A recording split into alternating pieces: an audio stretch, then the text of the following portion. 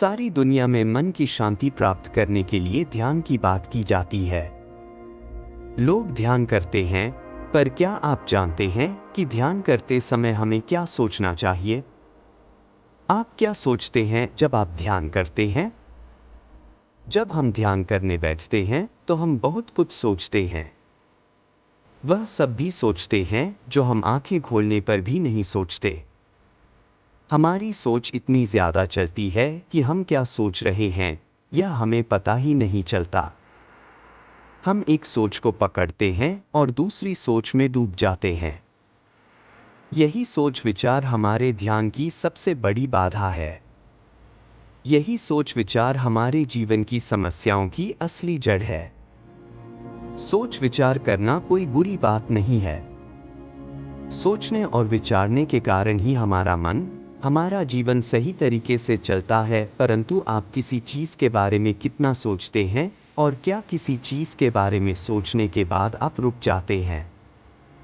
नहीं, आप सोचते चले जाते हैं, इतना सोचते हैं कि आपको पता भी नहीं होता कि आप क्या सोच रहे हैं। बस सोचते ही रहते हैं। परंतु हम ध्यान करने बैठते हैं, तब हमें क्या सोचना चाहिए? आप क्या सोचते हैं? आपकी सोच रुकती नहीं है।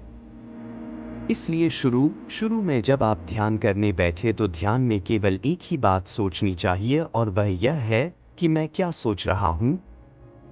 अपने आप से सवाल करें कि मैं क्या सोच रहा हूं। जब भी आप ध्यान में भटकने लगे तभी सोचें कि मैं क्या सोच रहा हूं। जैसे ही आप अपने आप से यह पूछते हैं, यह सोचते हैं कि मैं क्या सोच रहा हूं, उसी पल आप वर्तमान में प्रकट हो जाते हैं और आपके विचार आपसे दूर हो जाते हैं। आप अकेले खड़े रह जाते हैं, परंतु फिर से आपके विचार, आपकी सोच आप पर हावी हो जाती है। आप विचारों में खो जाते हैं। सोचो कि मैं क्या सोच रहा हूं, आप फिर से वर्तमान में आ जाएंगे। यह सोचने पर ही मैं क्या सोच रहा हूं। कुछ देर के लिए सोच रुक जाती है। सिर्फ सांसों पर ही ध्यान दें। संकल्प करें कि 20 मिनट के लिए मैं अपने दिमाग को शून्य कर देना चाहता हूं।